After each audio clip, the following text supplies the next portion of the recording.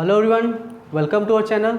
तो जैसा कि आप सब जानते हैं कि हम यहाँ पर बीएड फोर्थ सेमेस्टर का जो हमारा सब्जेक्ट है भारतीय परिप्रेक्ष्य में पर्यावरणीय शिक्षा यानी environmental education in Indian perspective, इसके बारे में डिस्कस करते हैं।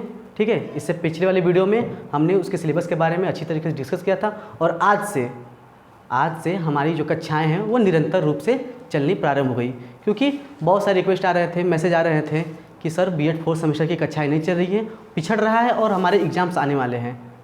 तो बस भाई अब ऐसा है कि अब अपना कॉपी पेन उठा लीजिए और नोट करना शुरू कर दीजिए, क्योंकि अब से जो कक्षाएं आपकी होंगी बिना किसी बाधा के चलेंगी।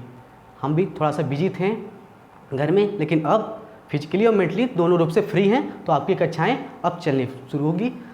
और आज का है यूनिट फर्स्ट, जिसमें पढ़ना क्या है हमें, पर्यावरण एवं पर्यावरणीय प्रदूषण। ये हमारा मेन टॉपिक है। उसके अंदर हम पढ़ेंगे कि पर्यावरण पहले क्या है, जानेंगे कि पर्यावरण क्या है, उसकी परिभाषाएं जानेंगे, उसकी प्रकृति क्या है, डायमेंशन क्या है, ठीक है, आयाम क्या है, कितने प्रकार के होते हैं, उसका महत्व क्या है, यानी बहुत सारी चीज़ों को पर्यावरण के बारे में हम पढ़ेंगे। ठीक बात, लेकिन सबसे पहले ये आती है कि पर्यावरण को हमारे सब्जेक्ट में लाया क्यों गया। भाई हम तो पर्यावरण ऐसे ही पढ़ रहे हैं, क्यों लाया क्यों गया। बस आप इतना समझ लीजिए कि जस्ट रिसेंटली एक इंडेक्स जारी हुआ है। ठीक है, एक ग्लोबल तौर पर पूरा वर्ल्ड वाइड एक इंडेक्स जारी हुआ है, जिसमें हमारा भारत जो है वो 180वें स्थान पर है। पर्यावरण की स्थिति में पर्यावरण सूचकांक, प्रदर्शन सूचकांक में हमारा जो भारत है 180वें स्थान पर है। अगर आप करंट अफेयर से रिलेटेड होंगे तो आप जान रहे होंगे इस बात को।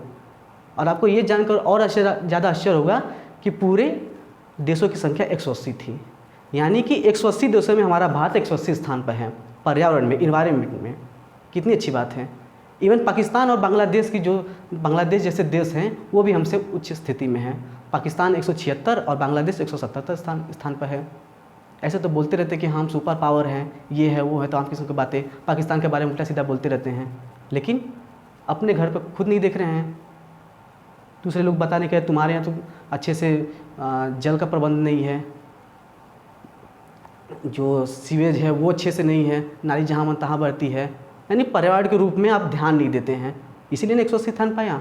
और भारत सरकार जो क्या है इसको निगलेक्ट कर रही है। तो निगलेक्ट करने से नहीं होगा। आप भी जानते हैं कि पर्यावरण किधर जा रहा है और किस रूप में जा रहा है। ठीक, तो इसको बेटर करने के लिए, इसको उच्च तरीके से बताने के लिए, या फिर सभी को पहुँचाने के लिए सभी के पास कि हमारा पर्यावरण क्यों हमारे जीवन के लिए ज़रूरी है, मेन क्या होता है, बेस का मतलब छोटे पैसे ही अब बच्चे को पर्यावरण की शिक्षा देंगे, ताकि जो बच्चा है वो पर्यावरण के प्रति जागरूक बने। ठीक, तो एज ए टीचर उससे पहले हमें भी जानना पड़ेगा, आपको भी जानना होगा कि पर्यावरण होता क्या है। इसीलिए बीएड में फोर्थ सेमेस्टर जो आखिरी सेमेस्टर है उसमें पर्यावरण का एक पूरा का पूरा सब्जेक्ट दे दिया गया है। ठीक है, इसमें एक पेपर आपको करना है। तो हमें पढ़ना क्या है, पर्यावरण का अर्थ एवं परिभाषा। ठीक है, जानते हैं कि पर्यावरण का अर्थ क्या है।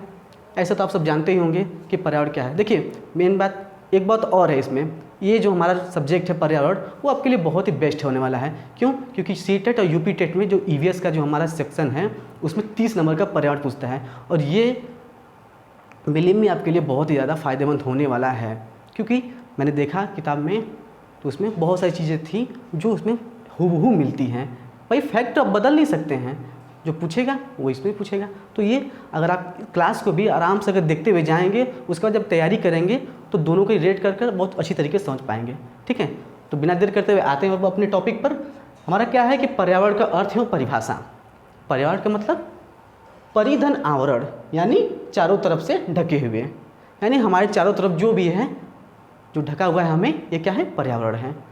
ये सभी जानते हैं, एक छोटी सी परिभाषा अर्थ है। अभी देखो इसको आपको अपने मन से लिखना है, अपने माइंड से लिखना है कि आप कैसे बनाएंगे इसको, कि हमारे मनुष्य के सारे चारों तरफ ढके हुए आवरण को क्या होता है, पर्यावरण बोलते हैं। ऐसा भी इसको बना कर लिखेंगे तो और ज़्यादा इफेक्ट पड़ेगा कॉपी पर और एग्जामिनर पर। ठीक है, इंग्लिश में कर देंगे इन्वायरमेंट को, इन्वायर प्लस मेंट, यानी इन सर्कल, यानी एक आवृत्त होता है चारों ओर, ऑल राउंड मीन्स चारों ओर।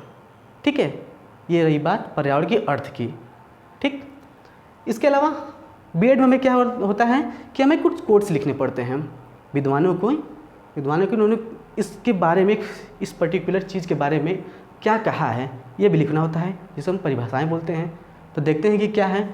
एक है वैज्ञानिक हमारे रॉस ने क्या कहा है पर्यावरण के बारे में कि पर्यावरण वह बाह्य शक्ति है जो मानव को प्रभावित करती है। ठीक, पर्यावरण वह बाह्य शक्ति है जो मानव को प्रभावित करती है। Environment is an external force which effect the organism. भाई पर्यावरण जो है ऑब्वियसली बाह्य शक्ति है जो हमें इफेक्ट करती है। देखिए इस समय का तो पर्यावरण भगवान ही बचाए, लोग कैसे बचे हुए हैं। देख रहे कितनी भीषण गर्मी पड़ रही है, मतलब बस जल नहीं जा रहे हैं, बस चलते चलते बस इतना है, लेकिन गर्मी अपनी अथाह चरम पर है। तो ये क्या है कि हमें इफेक्ट कर रही है। भाई ये भी तो इन्वायरमेंट का हिस्सा ही है, गर्मी सूर्य ये भी क्या इन्वायरमेंट का हिस्सा है। ये क्या है, यही जो बताए हैं कि पर्यावरण वह बाह्य शक्ति है जो मानव को प्रभावित करती है। ओके, अगला क्या है अनास्टासी। अनास्टासी के अनुसार मानव के वंशानुक्रम के अतिरिक्त सभी को पर्यावरण कहते हैं। क्या का मतलब है, जो उसे प्रभावित करता है, यानी हेरिडेटरी को छोड़ाकर। Environment is everything which affect then expect the hereditary of the human. यानी कि हेरिडेटरी जो हमारा वंशानुक्रम है उसको छोड़कर बाकी सारी चीज़ें जो हैं वो हमारे इन्वायरमेंट के अंडर आती है, जो हमें प्रभावित करती हैं। भाई बरसात के दिन में ज़्यादा बारिश हो रही है तो भी प्रभावित करती है। तो बोलते हैं कि आप पर्यावरण मतलब कैसा हो गया है। आप समझ सकते हैं कि आप अपने दादा दादी अगर होंगे घर पर, इवन माता पिता भी बोलते होंगे कि पहले ये एक प्रॉपर एक समय होता था किसी चीज़ का, लेकिन आज मनुष्य जो है वो आधुनिक युग का जो मनुष्य है ये वैज्ञानिक विकास के दौर में इतना अंधी हो चुकी है कि वो पर्यावरण को तो बहुत बुरी तरीके से रोंदते हुए जा रहा है, जिसका कुप्रभाव हमको देखने को मिल रहा है। देखिए मर रहे हैं लोग गर्मी से, इतनी बुरी तरीके से गर्मी पड़ रही है, ग्लोबल वार्मिंग आ गया है। ठीक है, इन सभी की चीज़ों में इसमें दिया है, हम आगे डिस्कस करेंगे। आगे देखते हैं कि एच फिटिंग के अनुसार क्या है। एच फिटिंग ने क्या क्या है कि पर्यावरण एक जीव के पारिस्थितिक तत्वों या कारकों का योग है। यानी environment is the totally off millions of factor of an organism. उन्होंने कहा कि पर्यावरण एक जीव के पारिस्थितिक तत्वों एवं कारकों का योग है। जो एक जीव है, एक मनुष्य है, उसके जो अगल बगल के जो तत्व है, कंपोनेंट्स हैं, ठीक है, फैक्टर है, उनका योग ही क्या है, पर्यावरण है। ठीक है, एक बार स्क्रीन शॉट उसका ले लीजिए, उसके बाद हम आगे चलते हैं कि देखते हैं कि पर्यावरण में और क्या क्या करना है।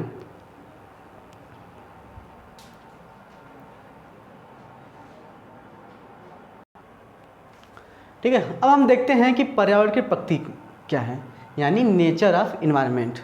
किसी चीज़ की प्रकृति जो होती है वो क्या होती है, नेचर क्या होता है। बोलते हैं ना कि इसका नेचर बहुत ख़राब है, इसका नेचर अच्छा है, ये अच्छे नेचर का इंसान है, अच्छे नेचर का आदमी है। यानी वो किस प्रकार से वर्क करता है, किस प्रकार से एक्ट करता है, ये सब बातें बहुत सारी चीज़ें होती हैं। तो यही है कि इन्वायरमेंट की क्या प्रकृति देखते हैं। ये ऐसे मत समझे कि प्रकृति है इन्वायरमेंट है उस वे में लिया गया, नहीं, नेचर ऑफ इन्वायरमेंट। ठीक, इसके बारे में देखते हैं क्या है।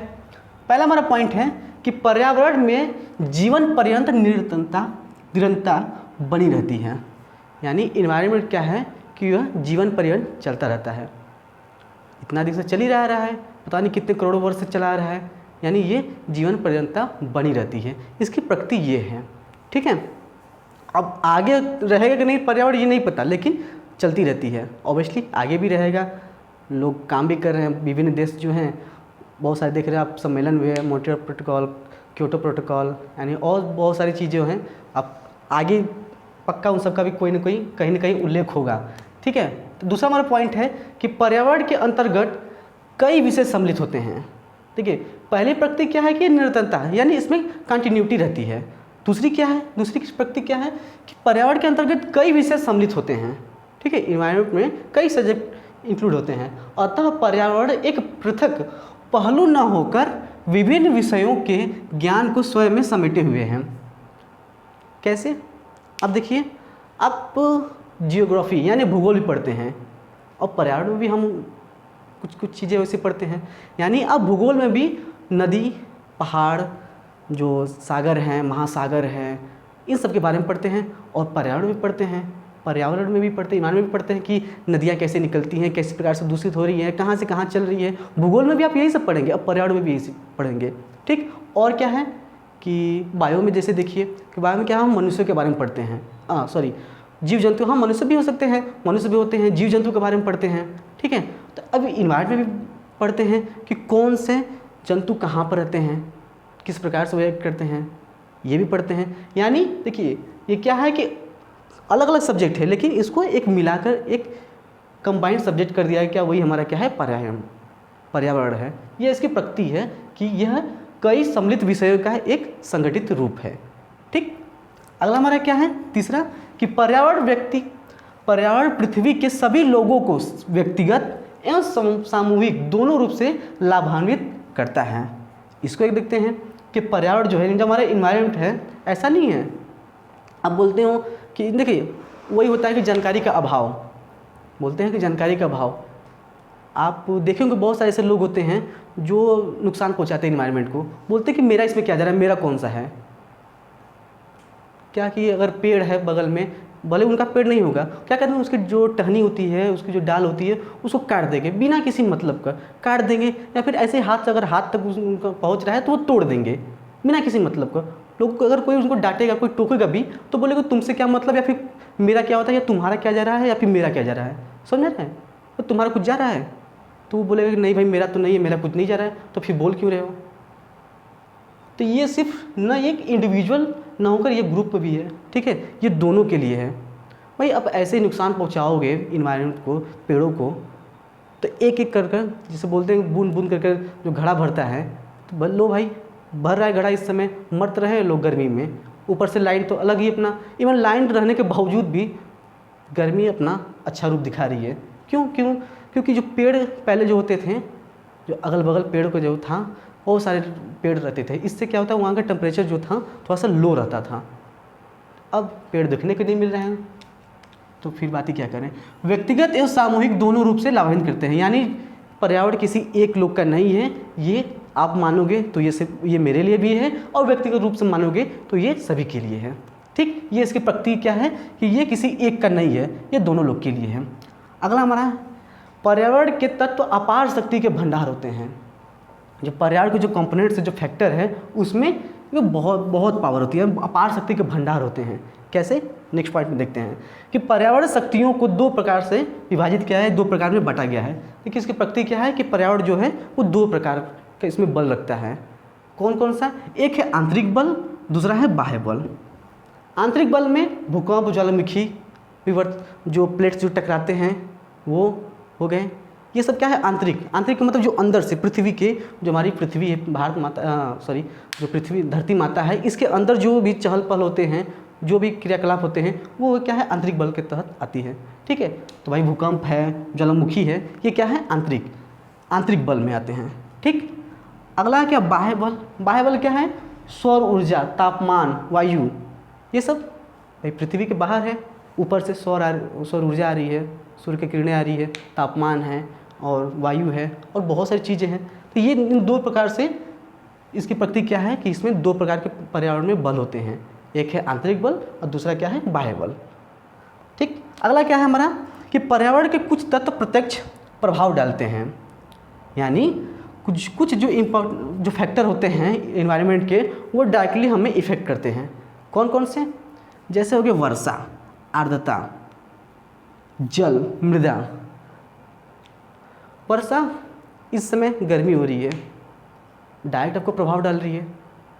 आप रियल लाइफ से कनेक्ट करिए ना, इस समय हर जगह गर्मी हो रही है। इवन हिल स्टेशन पर भी जो पिछले 10 साल जो पहले इस समय का, यानी आज 13 जून है, 13 जून के हिसाब से पिछले 10 सालों का जिस प्रकार से टेम्परेचर था, अब का जो टेम्परेचर है वो बहुत ही बढ़ गया है।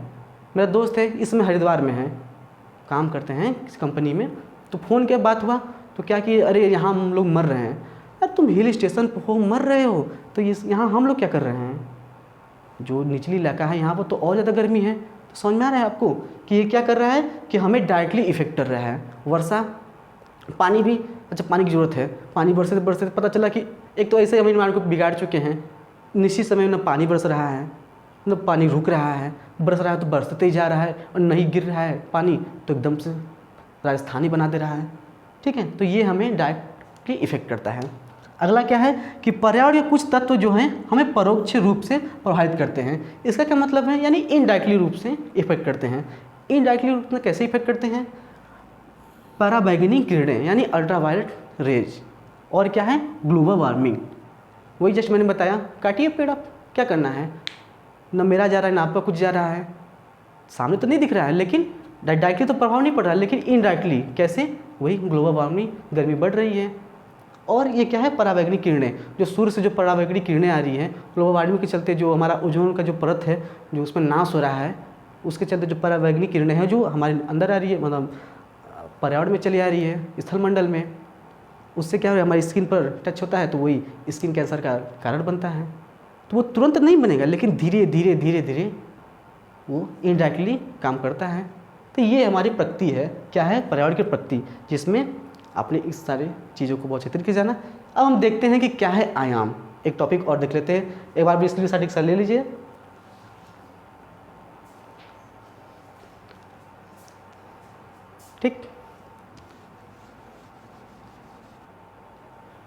ठीक है, हम देखते हैं कि पर्यावरण का आयाम क्या है, यानी कि डायमेंशन ऑफ इन्वायरमेंट। जो हमारा पर्यावरण है उसको किस भागों में बांटा गया है। डायमेंशन मीन्स क्या होता है, आयाम यानी क्षेत्र, क्षेत्र के कहाँ कहाँ है इसको देखते हैं। पहला हमारा है स्थलमंडल यानी लिथोस्फीयर। लिथोस्फीयर जो पूरी पृथ्वी है, स्थलमंडल यानी पृथ्वी है उसका 3/10%, 3/10 भाग जो है वो हमारा क्या है स्थलमंडल है, और जो शेष है 7/10 वो क्या है समुद्र पानी है। ठीक है, अब इसमें जो हमारा स्थलमंडल है महाद्वीप, पहाड़, मरुस्थल और द्वीपों में बांटा गया है। महाद्वीप आप जानते हैं 7 महाद्वीप होते हैं, पहाड़ बहुत सारे पहाड़ विभिन्न देशों में पहाड़ है वो सब भी है, मरुस्थल है, द्वीप है, यानी जो स्थलमंडल है हम इन भागों में, ये देखिए इसके अंदर ये, इसके अंदर ये। ठीक है, अगला हमारा है, ये होगी पहली, ये दूसरा हमारा है जल। जलमंडल क्या है, यानी हाइड्रोस्फीयर। हाइड्रोस्फीयर क्या है, ये हमारी संपूर्ण पृथ्वी का 60/10 भाग है, 60/10 भाग है, जिसमें से 97% जो पानी है वो ये महासागर है, ओशियंस है। ठीक है, यही में समाहित है। जो 5 हमारे जो महासागर हैं, प्रशांत है, हिंद है, अंटार्कटिका है, अटलांटिक है। ठीक है, ये जो हमारे महासागर है 97% भाग पूरा पानी का, जो 7/10 था, 60/10 का 97% भाग ये लेते हैं। उसके अलावा जो बचता है 3%, उसमें से ये समुद्र हो गया, नदी हो गया, झील हो गया, तालाब हो गया। ठीक है, ये सब लेते हैं। अगला हमारा है वायुमंडल यानी एटमॉस्फेयर। एटमॉस्फेयर देख रहे हैं, जो हमारे इन्वायरमेंट है आप इसको कहीं से भी नहीं कर सकते कि इन्वायरमेंट का भाग नहीं है। अब देखिए यहाँ पर आ गया, अब वायुमंडल में क्या है, क्षोभ मंडल, समताप मंडल, मध्य मंडल, आयन मंडल, वायुमंडल, जो कि अंतरिक्ष में बहुत ऊपर तक लगभग 10,000 किलोमीटर तक फैला हुआ है, यानी इतना ऊपर से नीचे तक का पूरा जो क्षेत्र है हमारे अगल बगल, मतलब हर तरह का जो घिरा हुआ है क्षेत्र है, ये क्या है हमारा पर्यावरण है। ठीक है, ये हमारा डायमेंशंस है। अगला हमारा है, ये है जीव मंडल यानी बायोस्फीयर। बायोस्फीयर का मतलब क्या है, देखिए एक डायग्राम के तहत मैं बताना हूँ कि ये क्या है, स्थलमंडल है, ये कोई अलग नहीं है, लेकिन इसको इसलिए यहाँ पर रखे हैं या फिर रखा गया है कि यहाँ पर स्थलमंडल हो गया, ये जलमंडल हो गया, ये वायुमंडल हो गया। ये जो तीनों जो एक जगह मिलते हैं, यानी देखिए ऑब्वियसली मरुस्थल हो गया, स्थलमंडल, अब मरुस्थल है, अब वहाँ पर मरुस्थल है तो वहाँ पर क्या होता है, पानी की अभाव होता है। ठीक, कुछ ऐसी जगहें होती हैं जो ये रहेगा तो इस चीज़ का एब्सेंस रहेगा, अभाव रहेगा। अगर पानी है तो पूरा पानी ही है, ये मतलब उसका जो अपोजिट होता है उसका अभाव रहता है। ठीक है, तो ये जो हमारा जैव मंडल है उसमें क्या होता है, स्थलमंडल, जैव मंडल, वायुमंडल, यानी तीनों चीज़ें होती हैं, इसलिए उसको क्या बोलते हैं हम, जीवमंडल यानी बायोस्फीयर होता है। ये अधिकतर क्या होता है, जो नेशनल पार्क्स होते हैं, ऐसे जंगल जो होते हैं, वहाँ पर जीव जंतुओं की संख्या, पशु पक्षियों की संख्या, पौधों की संख्या, जो वृक्ष होते हैं बहुत अधिकता से होती है, और यहाँ पर बहुत ही सघन क्षेत्र पाया जाता है। ये जैसे अहम मायने में इन्वायरमेंट ये कहे जाते हैं, जो पहले के ज़माने में था टाइटैनिक वाले युग में। ठीक है, तो वो हमारा बायोस्फीयर है। पर्याप्त मात्रा में पानी उपलब्ध है, पर्याप्त मात्रा में स्थल है। ठीक है, एयर मिल रही है हमें, प्योर ऑक्सीजन मिल रहा है। ठीक है, तो ये क्या है, जैव मंडल है। वहाँ पर बहुत सारी पक्षी, हर किस्म के पक्षी, हर किस्म के पशु, हर किस्म के पेड़ पौधे पाए जा रहे हैं। तो ये क्या होता है, हमारा जैव मंडल। इसीलिए देख रहे हो, आप सुने भी होंगे कि भारत में जो क्या है कि बहुत सारे जैव मंडल आरक्षित क्षेत्र हैं जिसको बचाया जा रहा है सरकार की तरफ से। नहीं तो ये इंसान जो बहुत ही हरामी किस्म के हैं, ये वहाँ पे घुस जाएंगे अपने स्वार्थ के लिए, वहाँ पे पक्षियों को मारेंगे, पशुओं को मारेंगे, पेड़ पौधों को नुकसान पहुँचाएंगे। इसलिए अब सरकार को एक्शन लेना पड़ा ताकि जो ये कम से कम ये तो बचे रहे, एटलीस्ट ये बच रही, इनके द्वारा जो कुछ चीज़ें हैं जो बच रही है, कुछ जगहें हैं उनके द्वारा हमें जो हमारा पर्यावरण है उसको सुरक्षित किया जा सके ताकि ऑक्सीजन दे। ठीक है, तो ये रहा हमारा आज का टॉपिक। अब एक बार स्क्रीन शॉट लीजिए इसका। ठीक है, उम्मीद है कि पर्यावरण का आज का वीडियो आपको अच्छी तरीके से समझ में आया होगा। इसके आगे बहुत सारी चीज़ें हैं, हमको जस्ट बार बार बता रहा हूँ कि इन्वायरमेंट जो है आपके टेट एग्जाम्स में पूछते हैं 30 नंबर के पूरे।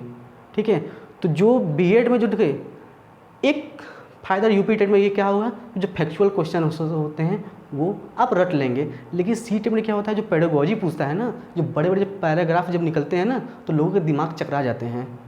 और अब तो माशाल्लाह क्या ही पूछना है, अब तो आ गया कंप्यूटर पर। ऐसे पहले था कि हम लोग किताब पढ़ते हैं तो एक तरह से कि साइकोलॉजिकल प्रभाव होता है कि ठीक है हम ऐसे पढ़ना वाला रहेगा, ऑफलाइन होता है तो चल लेता है, लेकिन जो कंप्यूटर वाला होता है तो मेन दिक्कत ये होता है कि लोग कॉन्सेंट्रेट नहीं कर पाते हैं। ठीक है, तो बहुत सारे इसी बार कितने लोग ऐसे ही फेल हो गए कि बस उनका क्या रीज़न दे रहे थे कि अरे यार कंप्यूटर मुझे चलाने नहीं आता है। चलाने नहीं आता है क्या होता है, उसमें कौन सा चलाना है, बस आपको नेक्स्ट करना था, लेकिन आप अपना ध्यान ही नहीं उस पर केंद्रित कर पा रहे थे।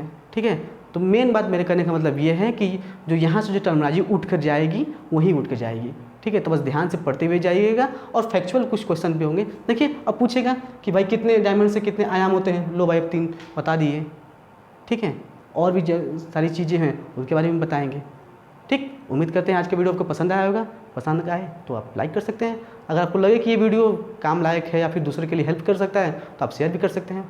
ठीक है, मिलते हैं नेक्स्ट वीडियो में, तब तक के लिए थैंक यू।